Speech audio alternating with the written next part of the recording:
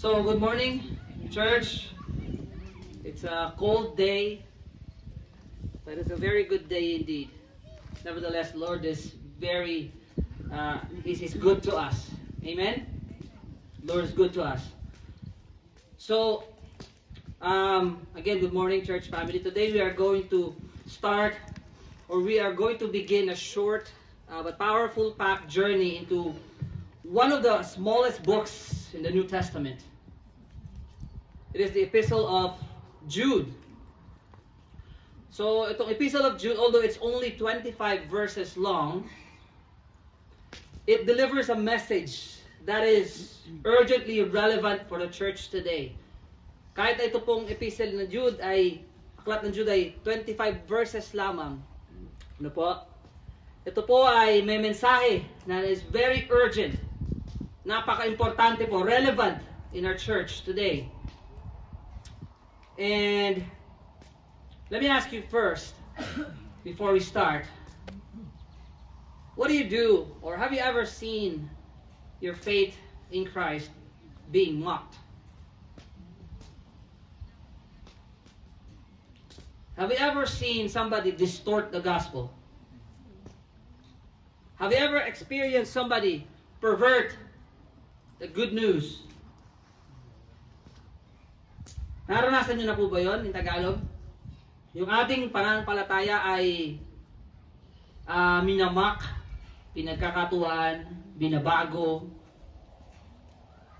Naranasan nyo na? So what do we do? What do we do if our faith is mocked? If the gospel is distorted? If the good news is perverted by the people that surrounds us, by the world, what do we do? What do we do with that? That's exactly what we're going to study today. And the title of this message is Contend for the Faith. What do you mean by contend? In other words, you fight for it. You stand for it. You stand firm in your faith. So if you have your Bible, let's open our Bible in the book of Jude. That is the book before the Revelation.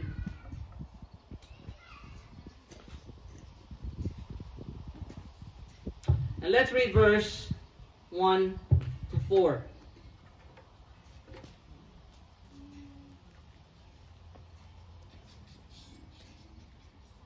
Jude, a servant of Jesus Christ, and brother of James, to those who are called beloved in God the Father and kept for Jesus Christ. May the mercy, peace, and love be multiplied to you. Beloved, although I was very eager to write to you about our common salvation, I found it necessary to write appealing to you to contend for the faith that was once for all delivered to the saints. For certain people have crept in unnoticed, who long ago were designated for this condemnation, ungodly people who pervert the grace of our God into sensuality and deny our only Master and Lord Jesus Christ. So Jude here is writing to believers with urgency. Ano po? Napakahalaga po nito. Siya po ay nagbigay ng babala. He gives a warning here. And with uncompromising defense of the truth. In the time of rising deception, sa panahon po natin, even before, or distortion, or spiritual compromise, marami pong ganyan. Does that sound familiar? Does that sound familiar? Well, that's because the world we live in today reflects many of the same dangers. Kung ating ginagalawan, marami po yung maririnig na maling turo. Marami kayong maririnig na binabago ang hindi kilala kung sino si Kristo. There are so many false teachings, moral confusion, and a culture that rejects authority, especially the authority of Jesus Christ. Some teachings doesn't believe Jesus Christ is God. He's only considered as a man. Tao lang daw siya. But before we start, let's bow our head and let's pray. Our gracious and almighty God, we come before you today with humble hearts, grateful for the privilege of gathering in your presence and opening your holy word. Lord, we acknowledge that apart from you, we can do nothing. But with you, all things are possible. As we begin this time in the book of Jude, we ask that you give us ears to hear, minds to understand, and hearts ready to receive what your Spirit is saying to the church. Help us to see not only the seriousness of the hour, but also the beauty of our calling in Christ. And Father, we pray that mercy, peace, and love would not only be present, but multiplied in this place, overflowing in our lives and relationships. And as we explore your word today, awaken in us a holy boldness to stand for truth, to contend for the faith, and to live lives that honor you in a world that desperately needs you. May the words of our mouths and the meditation of our hearts be pleasing in your sight. O Lord, our rock and our Redeemer. In Jesus' precious and powerful name we pray. Amen and amen and amen. And amen. So, just to give you a short background, the letter of Jude was probably written in the mid to late 60 AD. O yung po yung panahon na isinulat ito, mga kapatid. Not long ago, before the destruction of Jerusalem's temple in 70 AD. Now, the church here, ano po yung pinagdadaanan nila? The church was growing rapidly. But it was also under immense pressure. Ano po? Not only from external pressure of persecution, but internal corruption. Ano, hindi lamang po galing sa labas, pag-uusig galing sa labas, kundi nasa loob, no? Internal corruption.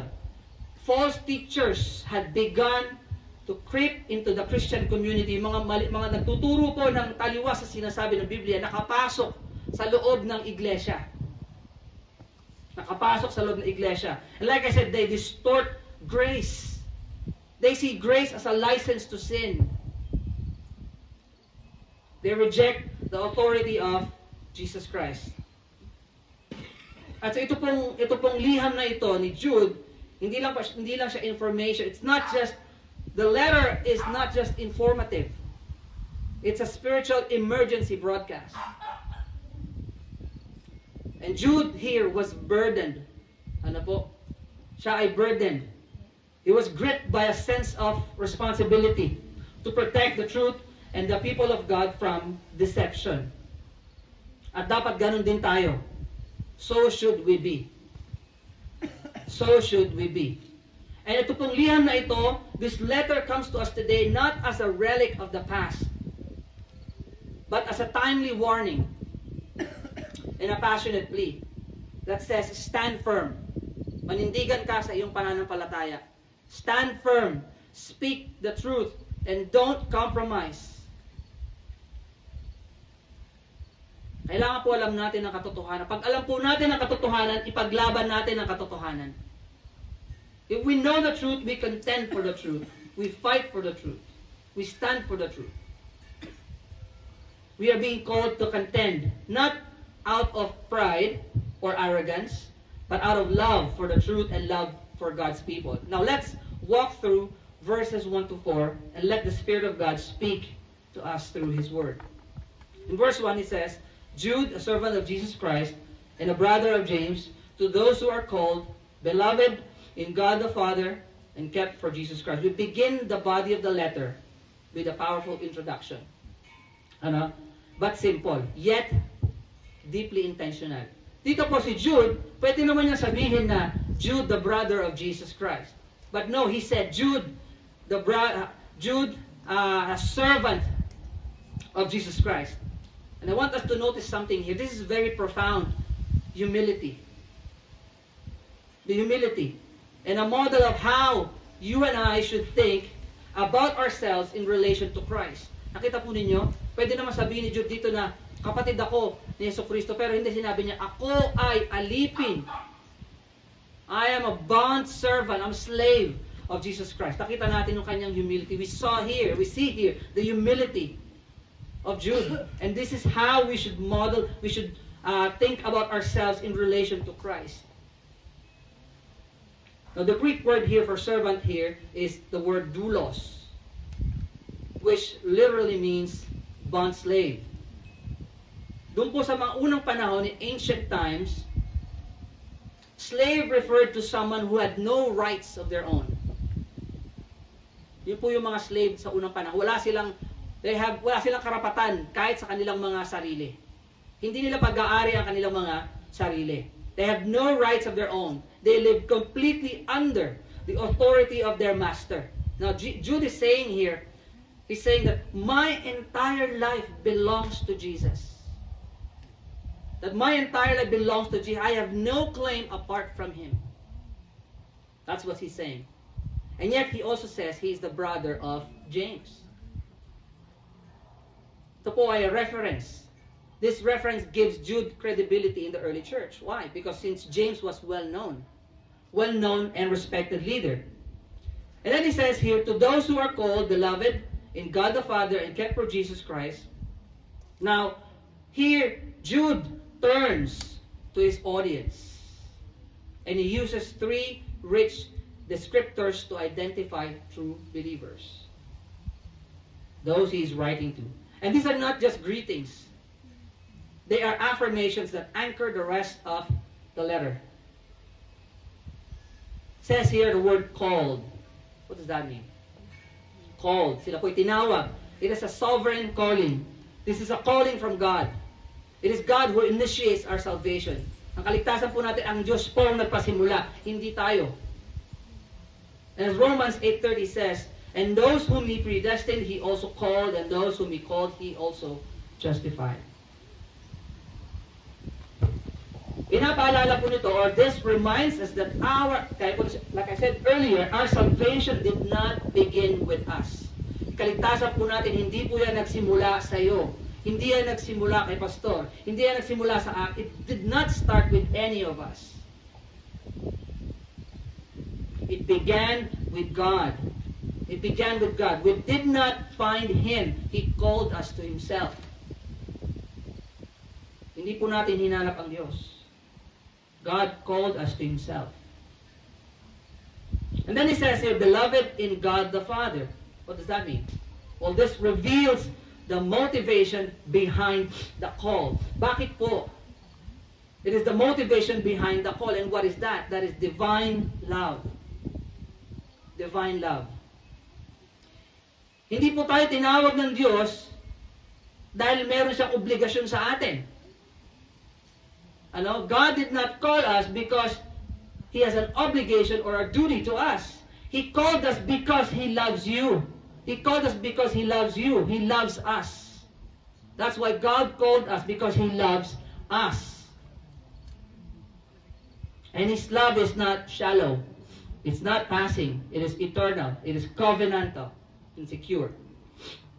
And then it says here, kept for Jesus Christ. Now, this is deeply comforting. Napakasarap pong pakinggan. Hindi po ba, mga kapatid? Kept for Jesus Christ. Not only we were called by God and are loved by the Father, but what? We are also kept, guarded, protected for Jesus Christ. Now the word kept here suggests an ongoing, active preservation. In other words, God doesn't just leave us, or God did not just save us and leave us to fend for ourselves. Hindi tayo basta niligtas lang ng Diyos and then iniwan ka niya, bahala ka na sa buhay mo. Hindi ganon. He sustains us and keeps us for Jesus Christ. Amen? Now, dito po si Jude, pinapaalala po niya. He wants his readers to know, gusto niyang malaman ng kanyang original audience, and even us now, he wants us to know that before he challenges to contend for the faith, he reminds them of who they are in Christ. Identity comes before activity. Ito po ay this is very crucial. We do not fight for the faith to earn God's love. Hindi po tayo nakikipag laban para sa ating pananampalataya to earn God's favor. Hindi po. Hindi po, Hindi po, mga kapatid. We contend because we have it.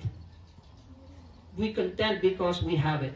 We don't stand firm so that God will keep us. We stand firm because God is keeping us. God is keeping you. God is keeping you. You. All of us.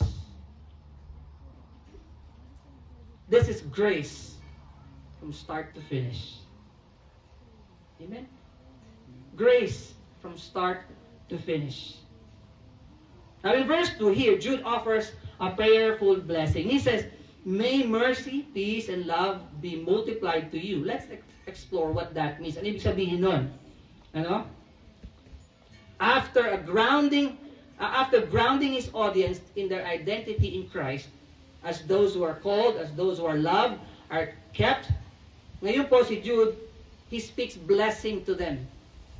Ano? He speaks blessing to them. And this is not just a throwaway greeting like, dear church, I hope you're well.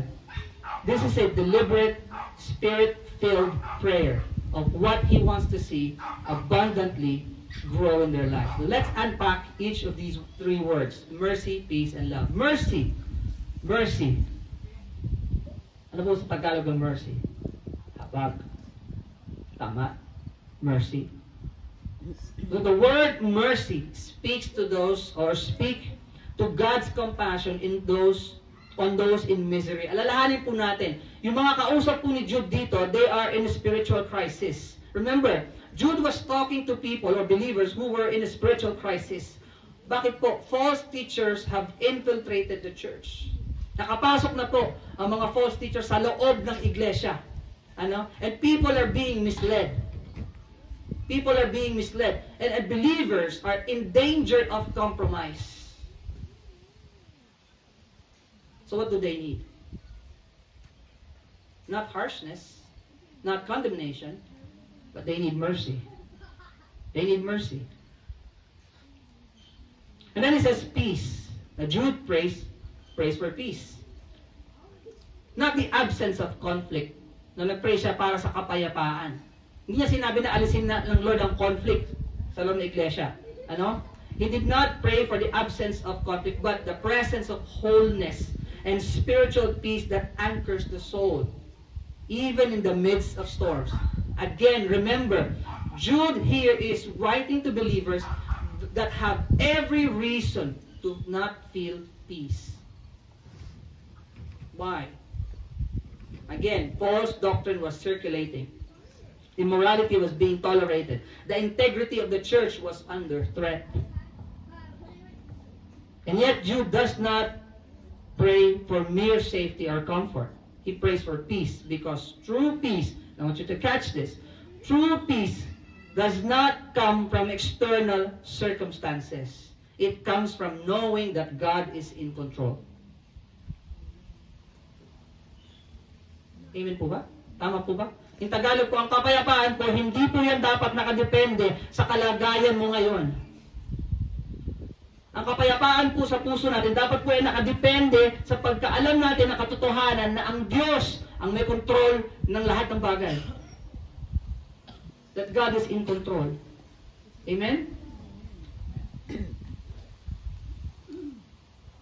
And then he says love. This is not a generic sentimental emotion, but a divine, sacrificial, unshakable love.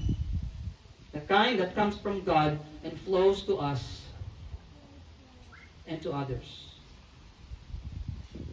And notice here the last phrase, or the last couple of words he said. He said, be multiplied. Be multiplied. Not just added. He said, be multiplied.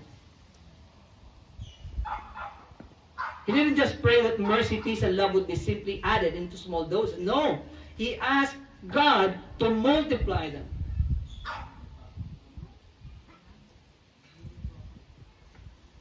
Gising pa po tayo? Are we still awake? I know the cold kind of makes you want to sleep. So with the foundation laid, first, identity in Christ, and a prayer for spiritual abundance, now Jude turns to the heart of his message. Ito na po yung sentro ng mensahe dito, no? In verse 3, pinaliwanag po niya, in verse 3, he explained why he wrote this letter. Kung bakit niya sinulat, sinabi niya. Tingnan ko. Let's look at the urgent plea. He says in verse 3, Beloved, although I was very eager to write to you about our common salvation, I found it necessary to write appealing to you to contend for the faith that once for all delivered to the saints. Sabi niya, meron talaga akong isusulat para sa inyo tungkol sa kaligtasan na binigay sa atin. Pero kailangan kong ibahin to. Kailangan kong ibahin ang sulat sa inyo. And I'm asking, sabi niya, I'm asking you na ipaglaban ang inyong pananampalataya. Sabi niya. This next phrase gives us an insight to Jude's original intention. He says he was eager, literally making every effort to write about the joy he shared in salvation. Meron siyang dalang good news. Jude has good news. He wanted to write about, gusto niya ito talaga original na isusulat, gusto niya. He wanted to write about it. He longed to encourage and uplift the church. But something happened. What happened? Something in the church world he was seeing. Something happened and he was compelled to change direction. Something more urgent had taken priority. He writes, appealing to you. Now, don't think that Jude is scolding the church. He's not scolding the church. He's pleading with them. Hindi po niya pinagagalitan yung iglesia dito. He was pleading. Nagmamakaawa siya. Nakikiusap siya. Nakikiusap siya dito. Sabi niya, he is saying, I didn't want to have to write this, but I must for the sake of the gospel. I must urge you to stand up and fight, to contend for the faith. Yun po ang title ng ating mensahe, to contend for the faith. Tayuan po natin ang ating pananampalataya. We stand firm on our faith. Ipaglaban po natin ang ating pananampalataya.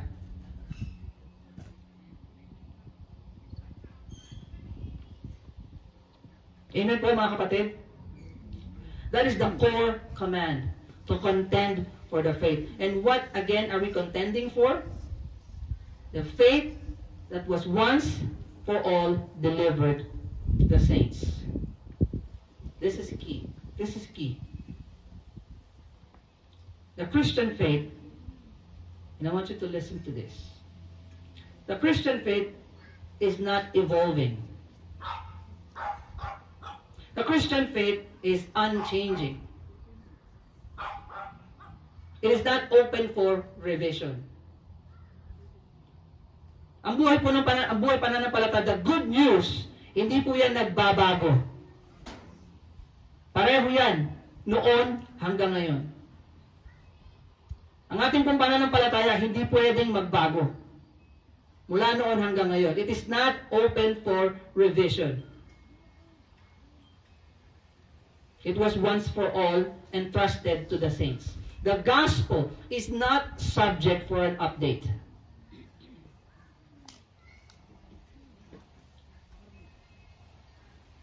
The gospel is not subject for an update. We don't revise it.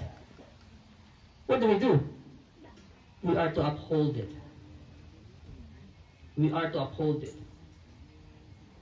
Ang mabuting balita noon, ngayon pa rin parehas. Yung pa rin ang mabuting balita na yan. Jesus saves before, now it's still Jesus who saves. And no one else. Hindi po yan pwedeng magbago. It cannot evolve. It cannot change. It's not open for revision. And this is especially relevant today. Bakit po? Because we live in a culture that wants to reshape the truth. We live in a culture na gusto pong baguhin kung ano ang totoo. And why? To fit personal preferences or popular opinion. And Jude says here, no, the faith has already been delivered. Your job as believers is not to edit, but to guard it. Hindi po natin trabaho o hindi dapat natin baguhin ang sinasabi ng mabuting balita. Ang dapat natin gawin ito ay ipaglaban. Tayuan. To be firm. Our job is not to edit it, but to guard it. Now, who are the saints here? Not the spiritual elites. In the New Testament po, every believer is a saint. You're a saint. I'm a saint. All of us here are saints. Set apart by God, made holy through Christ. Now that means, why did I say that? Na lahat tayo saint. Why did I say that? Because this calling is not only for the believers before. It is a calling for each and every one of us. Lahat po tayo tinawag to uphold what is true. To guard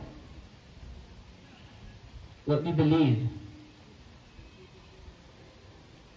It is for you. It is for you. It is for you. It is for you. It is for you. It's for all of you. And for me. It's for all of us. The calling is for all of us to contend for the faith. The reason I asked you earlier, what do you do when you see your faith being mocked? When the identity of Jesus Christ is being distorted, when the good news is being perverted in front of you, what do you do?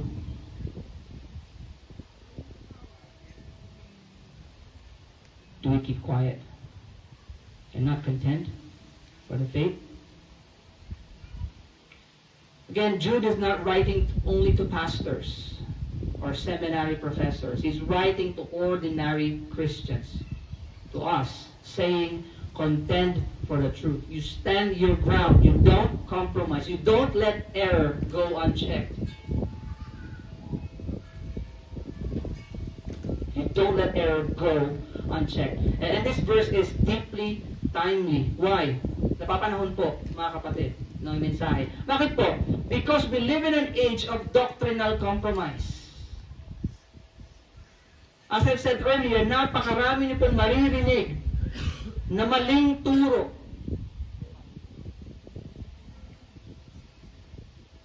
We live in an age of doctrinal compromise in the name of tolerance, in the name of peace. We live in a world of moral confusion in the name of freedom. Spiritual apathy in the name of love. But Jude's call is clear. Malinaw po pagtawag ni Jude dito. Ang sinasabi ni Jude, you stand up, you speak out, you hold fast. Paglaban mo ang iyong pananampalataya. The faith that saved you is the faith worth fighting for. Charles Spurgeon once said, the truth is like a lion. You don't have to defend it. Let it loose, it will defend itself. And yet, we are still called to open the cage, to contend by teaching, by living, loving, and correcting in truth. Question again for all of us. Are we all contenders here? Are we ready to contend for the faith? In Tagalog po, handa ba ang bawat isa sa atin dito na ipaglaban ang ating pananampalataya? Handa ba tayo na tayuan ang ating pananampalataya? Handa ba tayo to stand firm sa ating pananampalataya?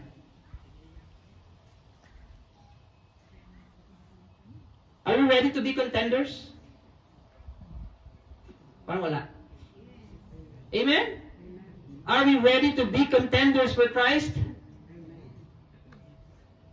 Now, not in a combative person. Hindi po, no? Hindi po yung makikipag-away ka na, no? Hindi na, no? But a courageous one. Not divisive, but discerning. Jude is not calling us to be angry watchdogs, but loving, vigilant, and guardians of the truth. And finally, in verse 4, sabi niya, for certain people have crept in unnoticed, who long ago were designated for this condemnation, ungodly people who pervert the grace of our God into sensuality and deny our only Master and Lord, Jesus Christ. Sabi nito, for certain people have crept in unnoticed. Jude now explains why he had to urge the church to contend. Why? Because the threat here is not coming from the outside. The threat wasn't outside. The threat was inside. Sa loob. Hindi po nanggaling sa labas. Dito in context. Nanggaling po sa loob. The people, these people or false teachers did not arrive openly declaring falsehood. Hindi po. You know? They came quietly, subtly, undetected, blending in among true believers. And this is deeply sobering. False teachers don't always look dangerous. Ano po? Yung po mga maling tigapagturo, mga ngaral na tinuturo ay taliwas sa sinasabi ng Biblia, hindi po sila masyadong halata at first. That's how they hook people. Ano? Often they appear spiritual. They appear charismatic, persuasive, even kind. But their teachings over time erodes the truth. Ano po? Yung kanilang tinuturo, lumalayo sa kung ano sinasabi ng Biblia. At kapag hindi po tayo naging mapagmasid, hindi po tayo naging maingat, hindi po natin alam ang sinasabi ng salita ng Diyos, kontento na tayo na paglinggo, nakaupo lang tayo doon sa pew at hindi man lang natin binabasa ang salita ng Diyos. Mga kapatid, maaari po tayong ma-led astray.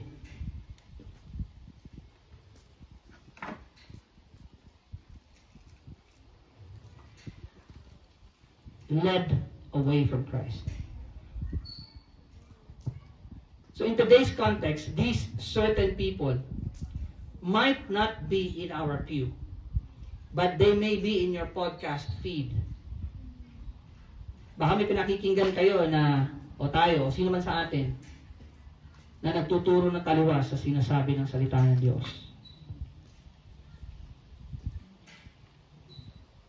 Ano? Social media, no? Or Christian bookstore. No?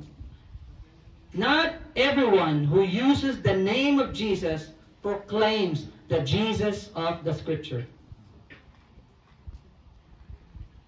Not everyone who uses the name of Jesus proclaims the Jesus of the Scripture. Hindi dahil ginagamit nila ang pangalan ni Kristo, ibig sabihin, ang kanilang tinuturo ay ang tunay na Kristo.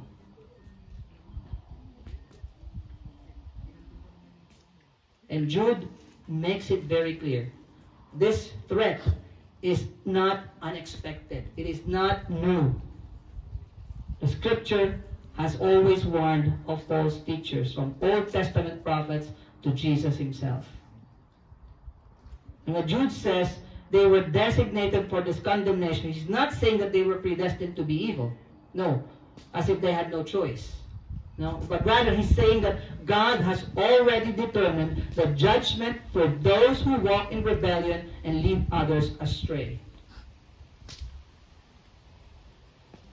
The ungodly people who pervert the grace of God into sensuality, their fate is sealed if they do not repent. Now this reminds us that God is not silent about false teaching. God is not silent about false teaching. He has warned, He has judged, and exposed it through redemptive history. And what is the heart of their error? They abuse the grace of God. Instead of understanding grace as freedom from sin, they twist it into a license to sin. Sinasabi nila, ligtas ka na, pwede mo nang gawin lahat ng gusto mo. You are saved. You can do whatever you want. You don't have to obey Christ. You're saved. That is what they teach. Malaya ka na, gawin ang gusto mo. Ligtas ka na eh. You're saved already. You can do whatever you want. They turn grace into license.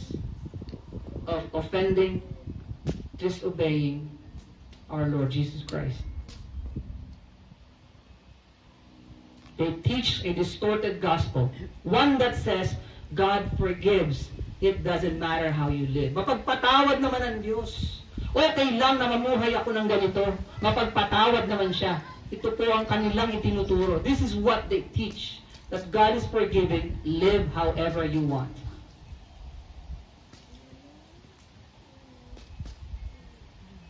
Grace means you can follow your feelings. This is what they teach. Holiness is legalism. But Jude calls it for what it is. Jude calls it ungodliness. Ungodliness. And this is not just a moral failure. It's rebellion. And why do I say that? It's treating God's grace like a hall pass to indulge the flesh.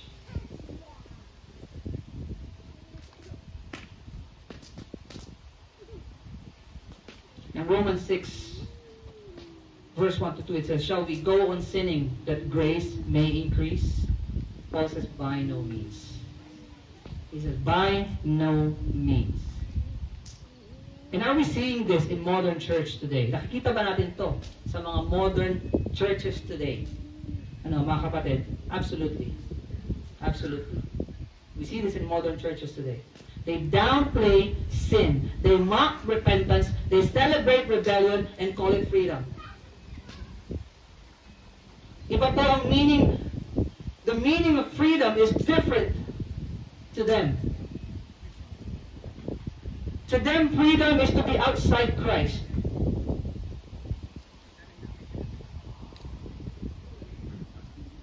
And we see this today. But Jude warns, that is not grace. It is godlessness, wearing a religious mask. They deny our only Master and Lord Jesus Christ. That is the ultimate issue. They deny Christ. They deny Christ.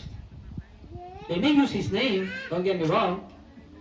You hear people using the name of Jesus Christ, right?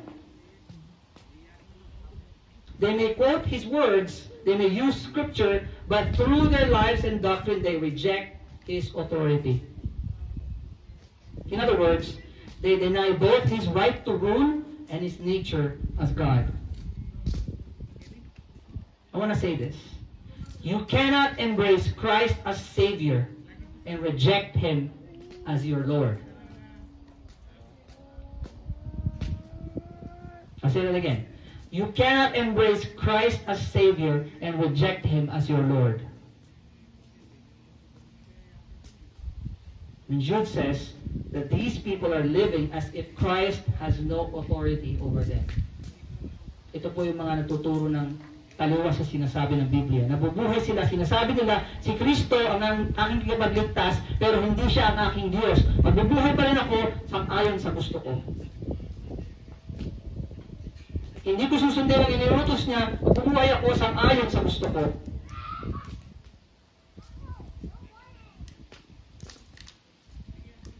That is how they live. That's not faith. It's a functional atheism wearing a Christian label.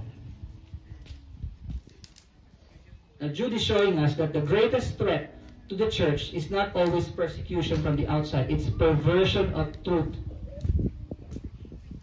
from the inside.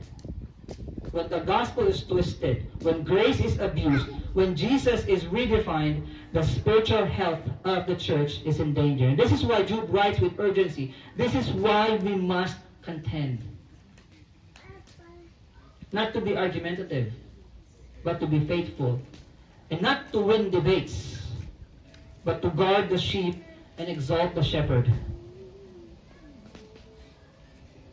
This is not just a letter. It's a spiritual wake-up call.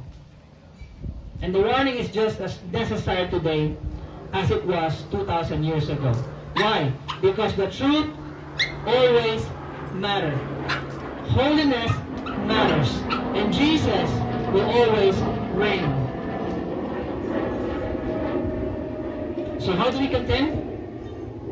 How do we contend? Paano nga ba natin tatayuan ang ating pananampalataya? Paano natin ipaglalaban ang ating pananampalataya?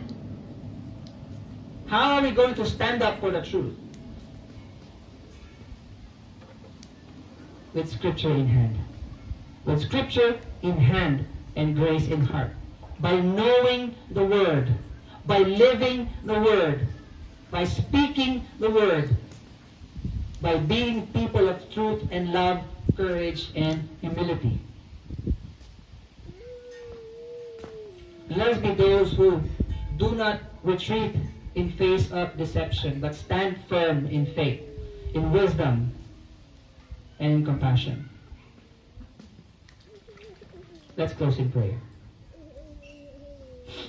Heavenly Father, we thank you for the truth of your word and the power of your gospel. Thank you for calling us, for loving us, and for keeping us in Jesus Christ. Lord, in an age of confusion and compromise, help us to be people of clarity and conviction.